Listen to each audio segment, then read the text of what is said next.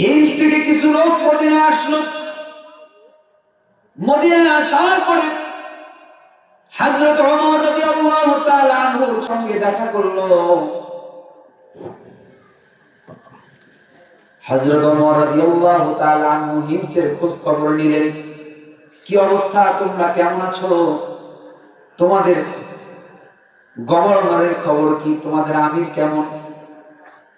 সবাই বললেন আলহামদুলিল্লাহ, আমাদের আমির অনেক ভালো, আগের চেয়ে আমরা অনেক ভালো আছি। সাইয়্যিদুনা হযরত ওমর ফারুক রাদিয়াল্লাহু তাআলা আনহু বললেন, একটা কাজ করো, তোমাদের হিমসে যারা গরীব আছে তাদের একটা লিস্ট করো, আমি বাইতুল মাল থেকে কিছু উপহার দিব, কিছু তেরান আমি তাদেরকে দিতে চাই। ওই মেহমানরা একটা লিস্ট করলেন। লিস্ট যখন ওমর রাদিয়াল্লাহু তাআলা আনহুর হাতে দিলেন, তিনি একটা একটা করে নাম পড়তে আরম্ভ করলেন।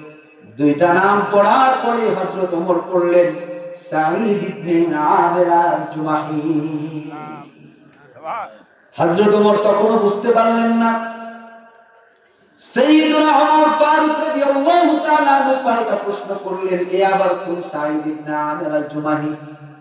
মেহমানরা বলল, আমিরুল মুমিনিন, আপনি সাঈদ ইবনে আমির আল-জুমাহি কি চিনলেন না? এ তো আর কেউ না, আপনার নিয়োজিত আমাদের আমির, আমাদের গভর্নর। জোরে বলি আল্লাহু আকবার। হযরত ওমর ফারুক রাদিয়াল্লাহু তাআলা আনহু হতবাক হয়ে গেলেন। তার চোখের কোণা দিয়ে পানি পড়তে শুরু হয়ে গেল, তার দাড়ি ভিজতে আরম্ভ করল।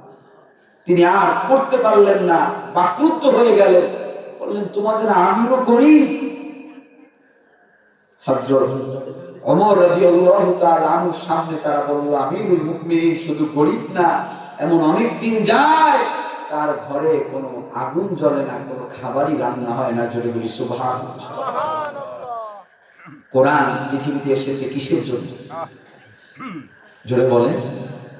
মানুষদেরকে ভালো বানানোর জন্য। আমি এটা দিয়ে শুরু করছি, আমি এই জায়গায় আসছি। আবার সবাই বলেন, কোরআন মানুষদেরকে কি বানাতে চায়?